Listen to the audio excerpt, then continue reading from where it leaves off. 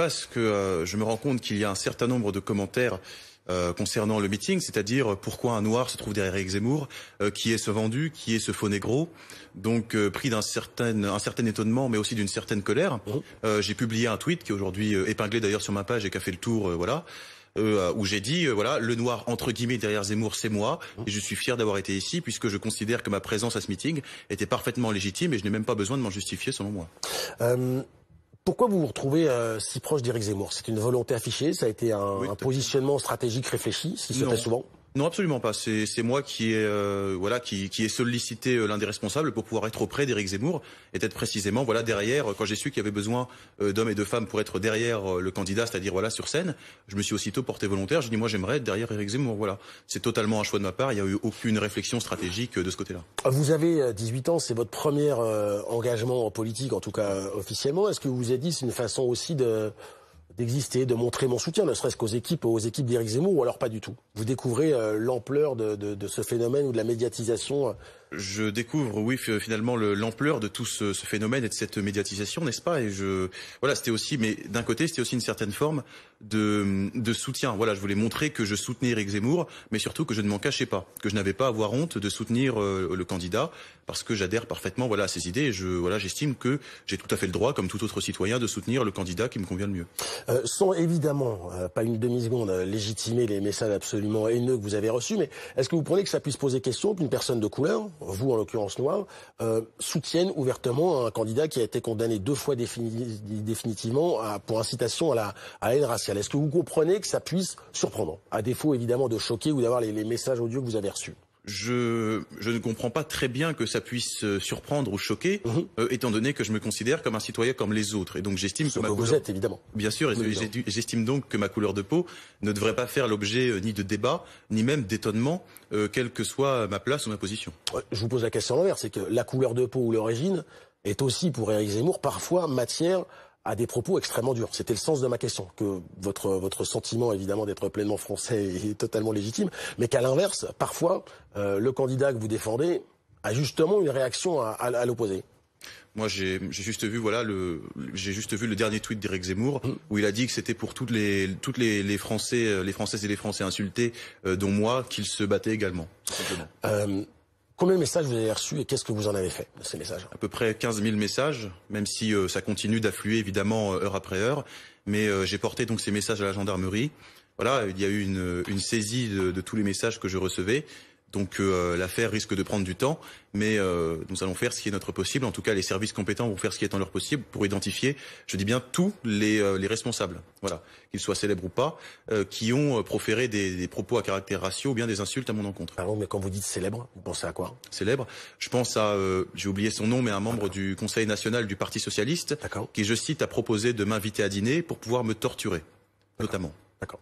Et quelle a été la réaction des autorités, enfin de la police, de ceux qui ont reçu votre plainte? Ils étaient réceptifs, ils étaient très réceptifs, ils ont été très à l'écoute. Je les en remercie d'ailleurs encore une fois ce soir.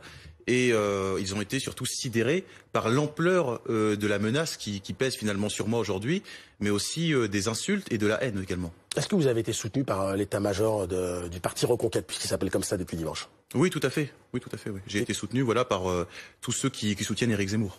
Je vous posais la question tout à l'heure de votre couleur de peau et de parfois ce qu'en faisait ou ce qu'en disait en tout cas Éric Zemmour. Quelle a été votre réaction quand des militants de SOS Racisme ont été au centre d'une, pas bagarre générale, j'ai été repris sur le thème, mais d'une bagarre assez violente au sein de cette salle de Villepinte? Comment vous réagissez? Est-ce que vous trouvez ça logique, normal, choquant?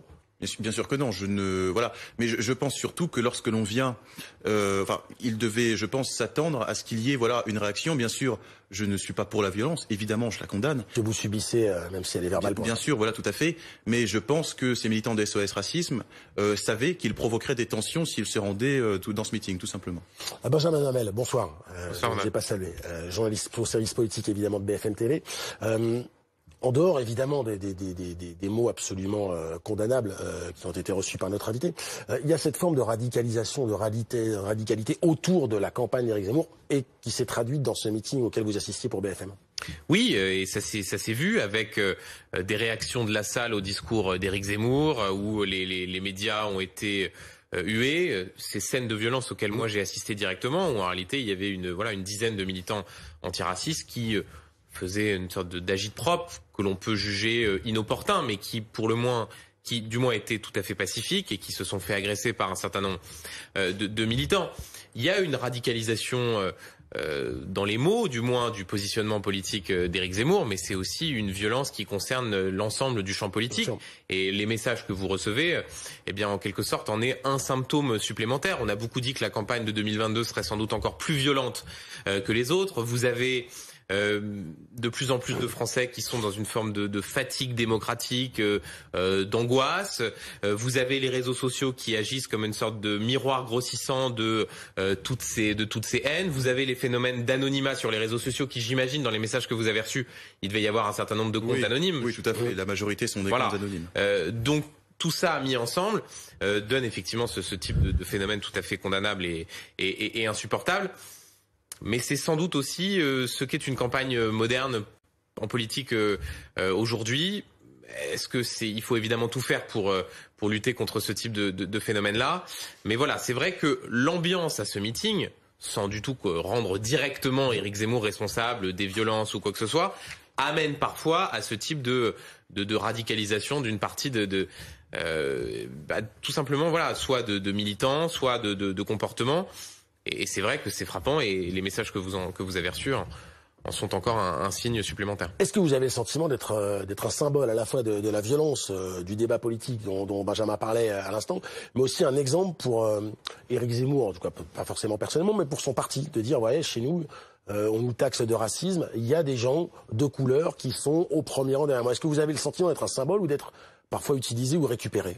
J'ai plus le sentiment d'être en quelque sorte peut-être parfois un symbole, c'est-à-dire que voilà, de dire, parce que j'ai toujours dit qu'Éric Zemmour n'était pas raciste, je le répéterai évidemment toujours et je le défendrai toujours sur ce point. Même s'il a été condamné 2 fois pour incitation à la haine raciale. Éric Zemmour n'est pas raciste. Et je l'ai toujours dit et je n'ai pas l'impression d'être, et ce n'est pas le cas d'ailleurs, d'être ni une caution, ni de servir ou d'être instrumentalisé par Éric Zemmour ou par le parti, absolument pas. Et d'ailleurs, ce n'est pas le cas.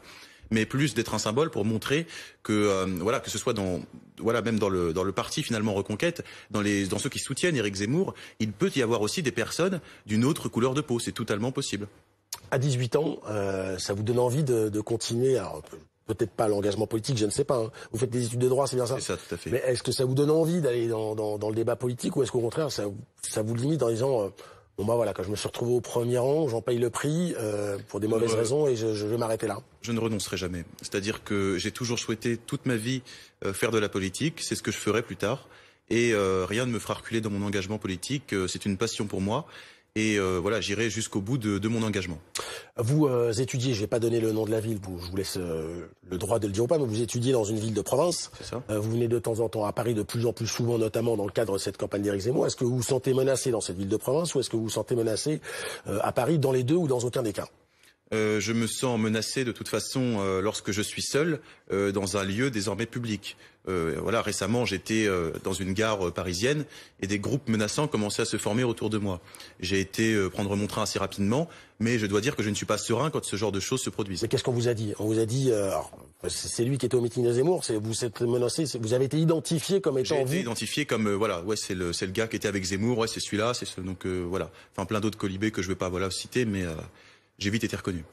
Benjamin Hamel, c'est pas vraiment une question, mais c'est un constat de cette radicalisation excessive, et on a beaucoup parlé de la cristallisation de certaines formes de violence verbale, en tout cas pendant la campagne d'Éric Zemmour. Comment Tanguy David s'inscrit là-dedans ? Je vous pose la même question, c'est un symbole, c'est une conséquence, c'est un rôle important, c'est un moyen aussi pour le parti Reconquête d'avancer et de dire non, on rejette toutes les accusations qui nous ont faites. Je sais pas. Le fait est que vous avez été soutenu par Éric Zemmour, par plusieurs cadres de la campagne d'Éric Zemmour, et c'est d'ailleurs tout à fait normal. Je crois que il y a les questions qui peuvent se poser sur les raisons qui peuvent conduire à envoyer des tels messages insupportables. Et puis il y a un constat qui est juste qu'aujourd'hui la politique est violente. La politique, elle est violente pour les candidats. La politique, elle est violente pour les militants. Il y a parfois des comportements qui peuvent, non pas encourager cette violence, mais qui peuvent parfois, dans une sorte de continuum, expliquer des comportements. Quand que ce soit des prises de parole, parfois des mots très durs qui sont utilisés, du vocabulaire. Quand on voit la façon dont Éric Zemmour parle, par exemple, du président de la République, quand il dit ce type n'est pas fini, est-ce que tout ça, sans du tout faire un lien direct, ne contribue pas à une forme de libération de la parole qui parfois peut aboutir à ce que des comportements qui sont injustifiables puissent arriver? C'est très difficile. Et puis je crois aussi, surtout au-delà du questionnement politique, il y a, voilà, tout simplement des choses qui tombent sous le coup de la loi. C'est ce qui vous est arrivé, et donc c'est tout à fait logique et normal que vous ayez porté plainte. Et maintenant, c'est à la justice de faire son travail. Avant de vous libérer, une dernière question plus politique. Quel est votre regard pardon, je fais un peu vieux, mais de jeune homme de 18 ans, sur le programme d'Éric Zemmour? Vous le soutenez, mais quand il dit non à la parité, non à certaines choses, comment vous, alors que vous êtes un jeune même très bien habillé et très élégant, mais vous restez jeune à 18 ans, comment vous vous dites j'ai envie de participer à cette société-là, ou à ce discours-là, en tout cas pour la société, pour la France que j'aime? Parce que pour moi, le programme d'Éric Zemmour est porteur d'espoir, mais voilà, pour tous les Français, je pense que tous les Français, je pense que ce programme apportera beaucoup aux Français, mais surtout à la France. Et je crois que pour moi, m'engager pour Éric Zemmour, c'est m'engager tout simplement pour la France et pour cet amour de la France que j'ai toujours défendu et affirmé haut et fort, ce que je continuerai à faire, bien évidemment. Merci d'avoir été ce soir avec nous sur le plateau, et on suivra évidemment le volet juridique et judiciaire après ces menaces que vous avez reçues. Merci beaucoup, Tanguy David. On va parler justement de justice et de l'affaire Yannick Agnel.